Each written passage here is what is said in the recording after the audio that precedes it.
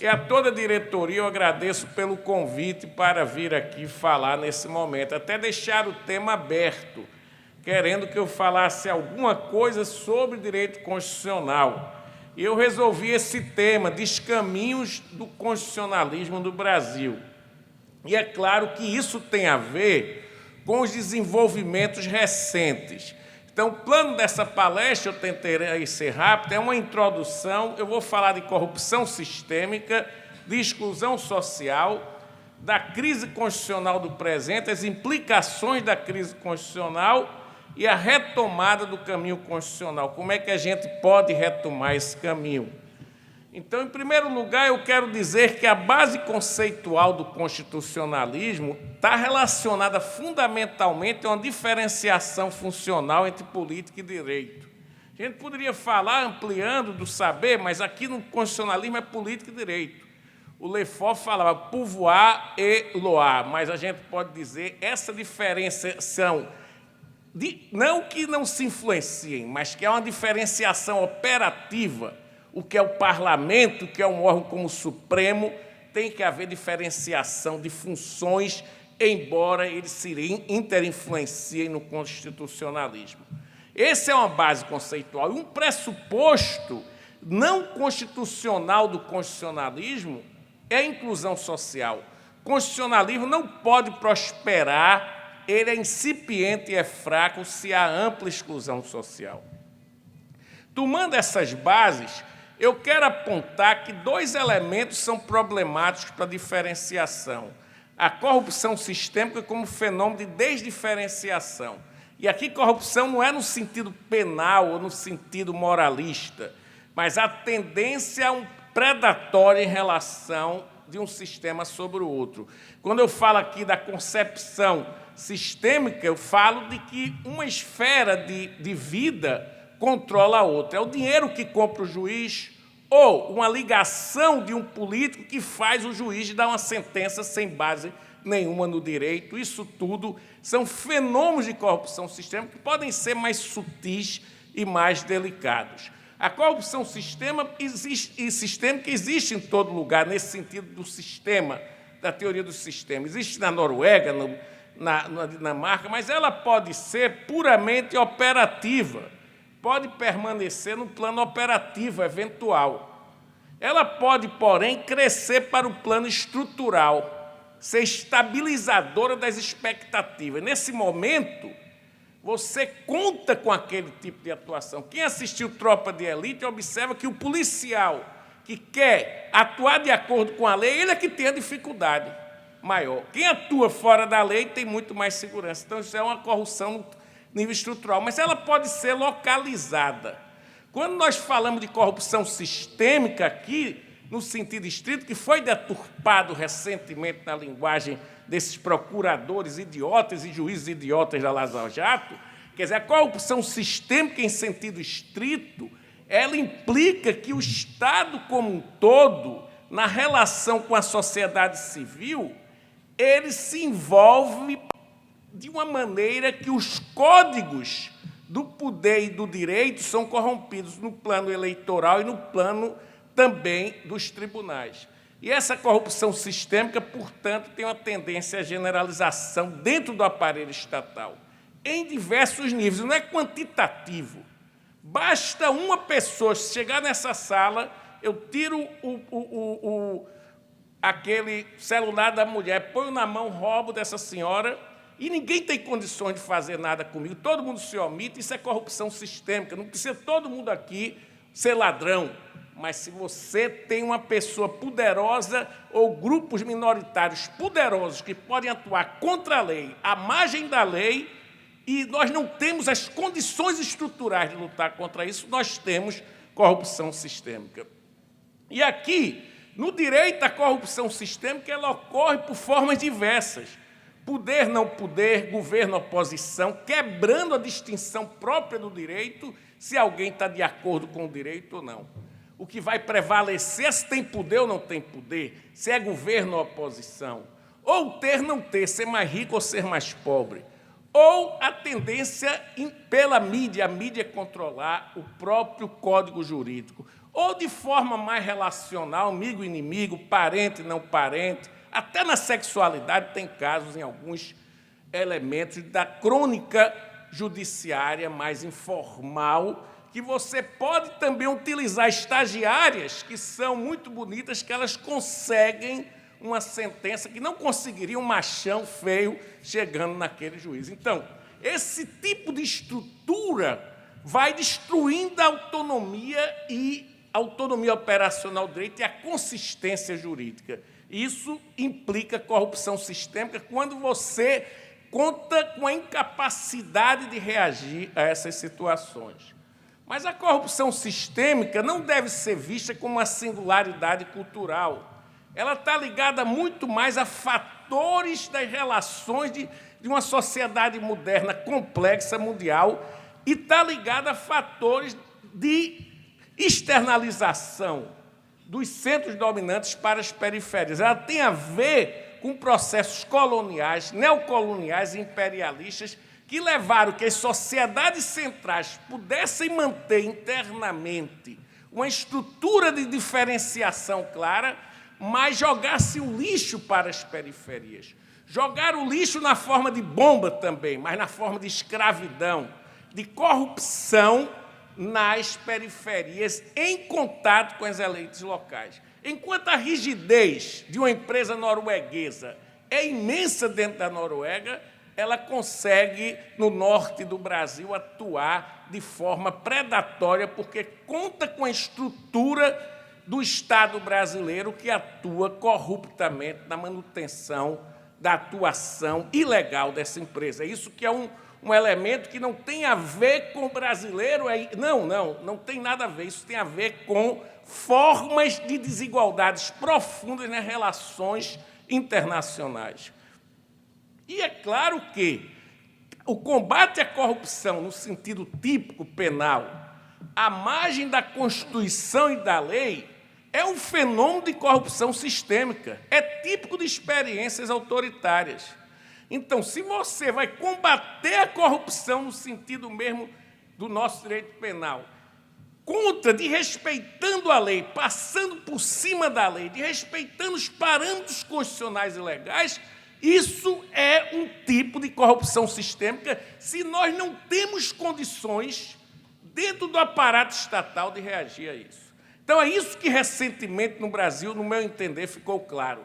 Nós tivemos uma corrupção sistêmica também no chamado combate à corrupção no sentido mais penal da palavra. Então, esse é um problema. Mas a corrupção sistêmica ela é inseparável de situações profundas de desigualdade. A tendência é que, internacionalmente, pesquisas apontam que, quanto menor a desigualdade social, como nos países escandinavos, menor a corrupção. Quanto maior a desigualdade e a exclusão social, principalmente, como no Burundi e certos países africanos, nem se nota aquilo como corrupção. O cara não chega nem a entender. Juiz da Quênia disse, um presidente de uma associação, que todo mundo, todos os juízes, recebiam propinas para dar a sentença. E ele disse, isso é comum. Ele disse, é um professor dele, isso é comum e a gente não tem como lutar. Então, tem situações em que essa corrupção é tão ampla porque há uma exclusão social imensa. Você não tem uma esfera pública para reagir. E eu entendo que a exclusão social, e também no caso brasileiro, ela tem a ver, não que a pessoa está isolada e fora. A exclusão social, que é contra o constitucionalismo, que mina o constitucionalismo, ela implica que há sobre-incluídos aqueles que se relacionam com os sistemas sociais na parte dos acessos, principalmente, mas não da dependência. E aos subincluídos, que são dependentes, mas não têm acesso aos benefícios dos sistemas sociais. É por isso que o sobreincluído ele pode atuar respeitando as lógicas sistêmicas e ele não sofre as restrições impositivas dos sistemas. Enquanto o subincluído, ele só sofre essas restrições, mas não tem acesso aos benefícios. No mundo do direito, a gente pode falar que a quebra na modernidade periférica, e no caso brasileiro, implica que nós temos subcidadãos, falando sociologicamente, e subcidadãos. Os subcidadãos se relacionam com o sistema, principalmente na dimensão dos direitos, quando eles estão diante da subcidadania. E os subcidadãos, eles são vistos e observados pelo sistema na parte das restrições dos deveres. É claro que não há o subcidadão absoluto, nem o subcidadão absoluto, mas temos grupos que vivem na subcidadania primariamente, e temos grupos sociais, que são minoritários, que vivem na postura de sobrecidadania. Então, isso faz implodir a Constituição, historicamente, no Brasil, mesmo fora dos períodos autoritários. E essa situação ela se agrava quando há momentos de transições onde pode haver maior inclusão e combate à corrupção no sentido estrito. A crise constitucional do presente tem muito a ver com isso.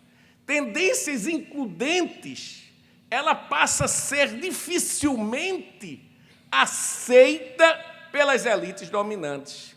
E isso aponta para uma situação em que o elemento corrupção fica como um pretexto fundamental para romper com políticas includentes. Então, nós temos uma situação atual, não dá tempo para explicar o argumento dessa passagem por causa do tempo, em que a diferença democrática aliado-adversário passa a ser a diferença amigo-inimigo.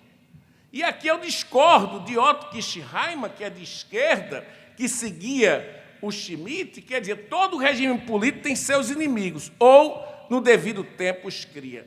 Isso tem sentido dentro de uma estrutura autocrática que o Schmitt, que apoiou Hitler, ele dizia que a política é amigo-inimigo. Na política democrática, como diz a Chantal Mouffe, é aliado e adversário.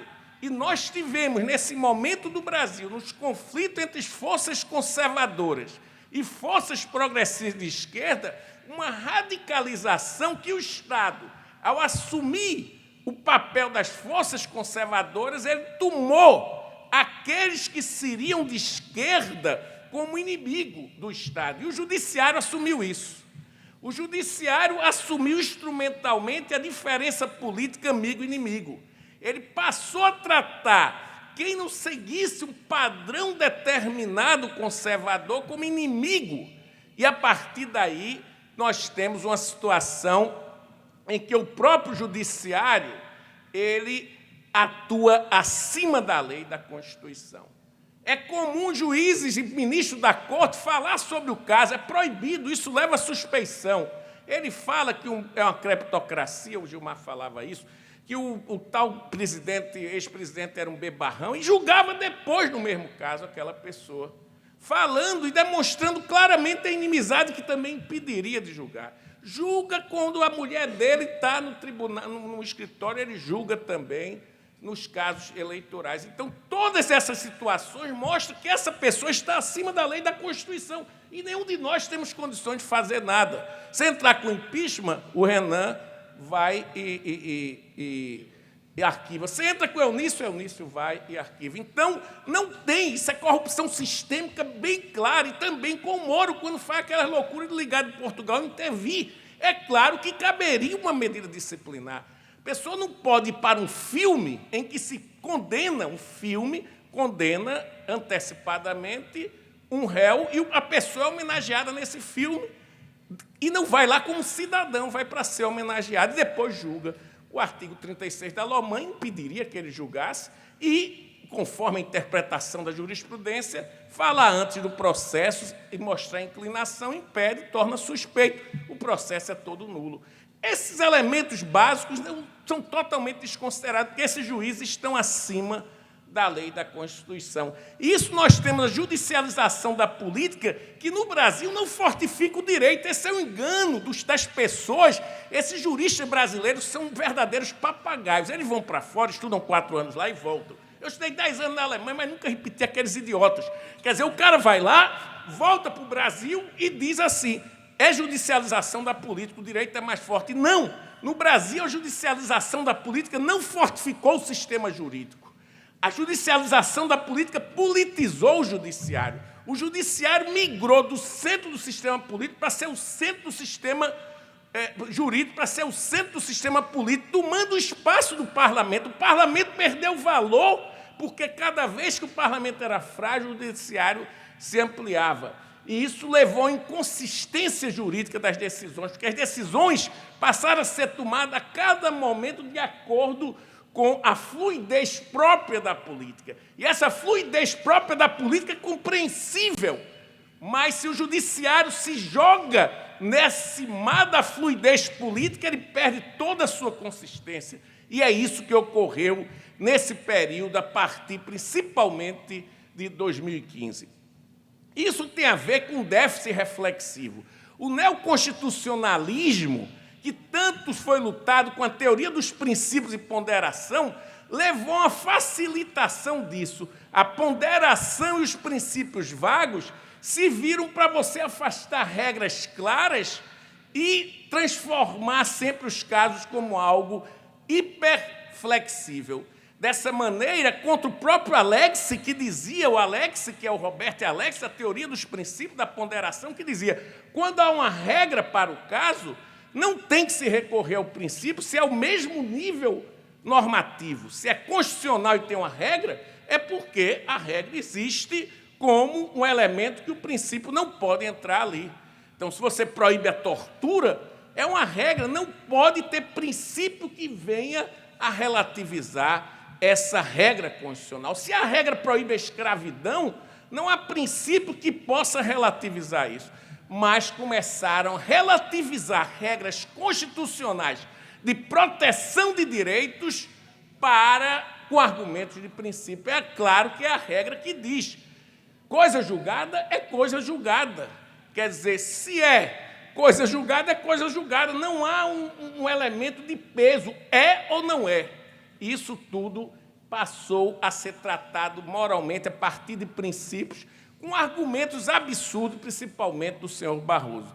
Mas não só o neoconstitucionalismo levou a esse absurdo da sortificação do judiciário politizado. A Constituição dirigente também, que já é outra área, que o Canutilho se afastou porque é uma impossibilidade epistemológica que uma Constituição seja dirigente.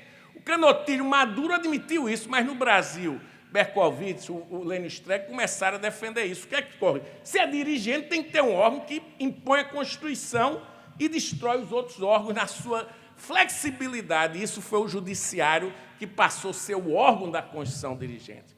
E agora, quase terminando, quais são as implicações da crise constitucional?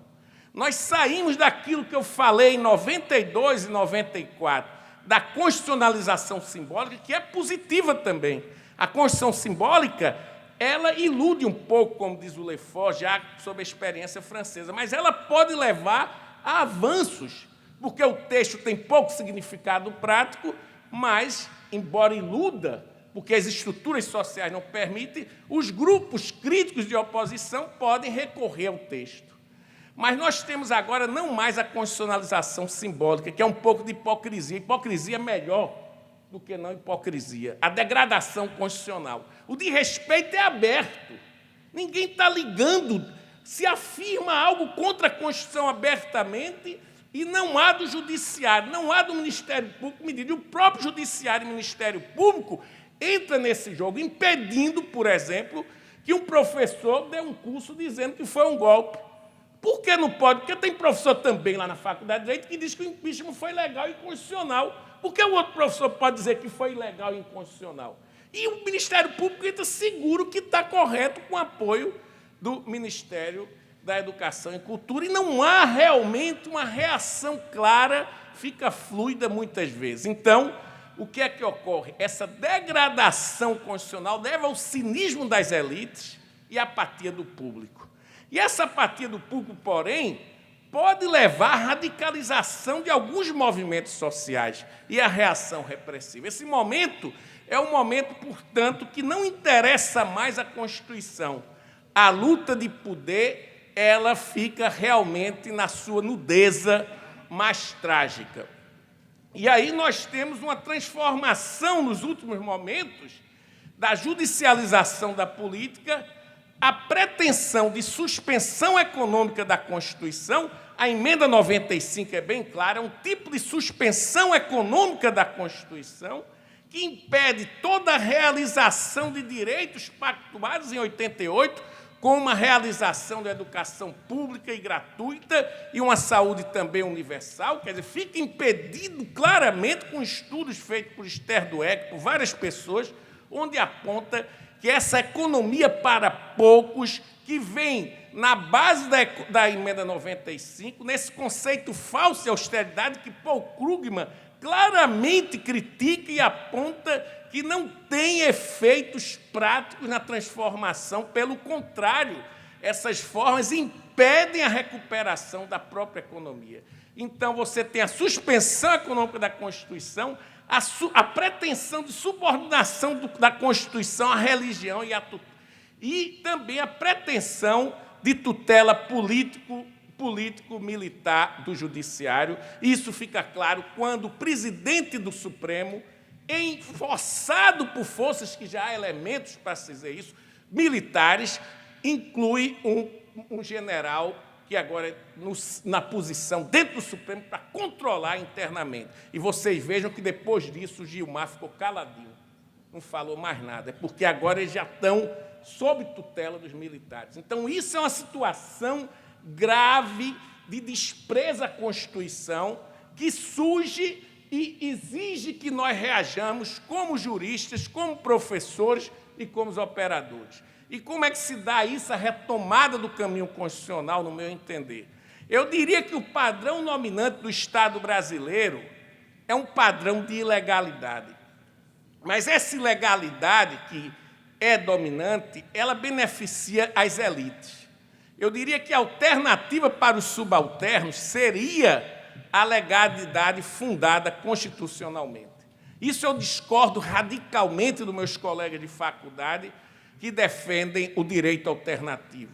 Eu sempre entendi que a alternativa dos excluídos é a legalidade constitucional, porque eles não têm acesso, como dizia Rabanal, trabalhando como psicanalista social nas favelas do Peru. Ele dizia, não, a alternativa desse pessoal não é contra a legalidade, eles querem ter a legalidade. Como nós temos direitos, eles querem também ter acesso aos direitos. Então, essa é a alternativa, é realmente buscar uma legalidade constitucionalmente fundada. E políticas radicais de inclusão. Nós não poderemos transformar esse país sem políticas radicais de inclusão. É bobagem esse negócio de Bolsa Família, é coisa de comunista ou de esquerda. Aquela coisa como é que se chama esse deputado? Suplicy, senador, cidadania, disseram que era de esquerda. Renda cidadania é tese de Friedman, neoliberal que apoiou Pinochet. Ele diz que tem que ter renda mínima para o mercado ser justo. Hayek, um liberal, diz também isso. Mas no Brasil não se trata de neoliberalismo. A elite é escravocrata. Ela não quer que a pessoa tenha um mínimo para sobreviver. Isso é a tese liberal de Friedman, é a tese liberal de Hayek. Se torna comunista porque defende renda cidadã. Então, nós precisamos de políticas radicais de inclusão, fortificação da diferenciação funcional entre política e direito, luta contra a politização do direito. Nós temos que lutar radicalmente, principalmente nós do direito, da área jurídica, temos que lutar. É claro que a política democrática dá fundamento ao direito. Politização do direito, que se fala aqui, é o particularismo político dominando e destruindo a consistência do direito. E, por fim, nós precisamos da fortificação da diferenciação funcional de política e direito perante moral, religião e economia. Claro que o direito incorpora conteúdos morais, mas é claro que esses conteúdos morais têm que passar por um procedimento democrático. Se você impõe moral e religião e economia, nós temos problemas de fundamentalismo. O fundamentalismo não é só o moral religioso, que está forte agora, principalmente com a eleição desse novo presidente, mas também o fundamentalismo econômico do seu ministro da Fazenda. Esse fundamentalismo econômico é aquele que entende que direito não vale nada. Direito é apenas uma função do lucro e do ganho e da economia. Esse fundamentalismo econômico está forte nas teorias Law and Economics, que surge no período de Reagan nos Estados Unidos, quando se torna forte porque o Reagan, o governo, perdeu certas ações em que se definiam direitos contra o Estado americano. E surgiu a ideia que o direito tem que ser uma mera função da economia. O fundamentalismo, portanto, atual não é ético-religioso apenas, é também um fundamentalismo econômico. E, nesse momento de conservadorismo no Brasil, esses dois elementos, paradoxalmente, estão unidos. Unidos para quê? Para destruir os direitos, e principalmente os direitos dos mais fracos, dos trabalhadores, dos setores sociais e também os direitos dos servidores públicos. Por isso, temos que estar lutando para retomar o caminho do constitucionalismo e a autonomia do sistema jurídico operativa perante a economia, religião e a política partidária, embora esses fatores político-partidários democraticamente sirvam de base para o direito. Muito obrigado.